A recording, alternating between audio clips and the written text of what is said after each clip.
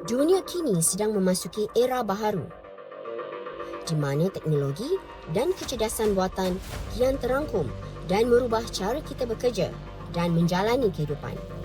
Malaysia mengambil langkah berani melalui kerangka ekonomi madani dan rancangan Malaysia ke-13. Mencetus aspirasi negara AI yang inklusif dan mampan untuk menjadi hub pengeluar teknologi digital dengan tumpuan khas kepada penghasilan Made by Malaysia. Aspirasi ini dizahirkan melalui ciri-ciri utama yang membentuk Malaysia sebagai sebuah negara AI, iaitu negara Malaysia yang lebih tangkas, lebih pintar dan lebih diyakini. Negara yang mencipta nilai, memperkasa rakyat dan memimpin masa depan.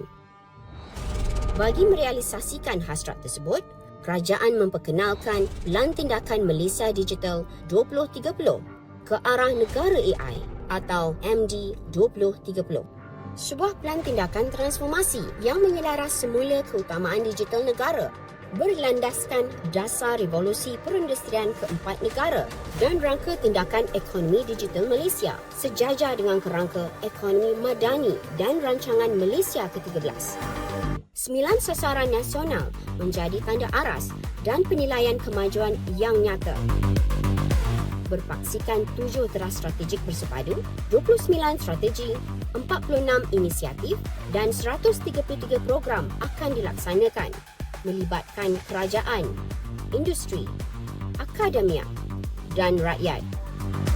Kini, kita melangkah seiring dalam usaha memperkasakan agenda ini, bersama-sama menjadikan visi satu realiti.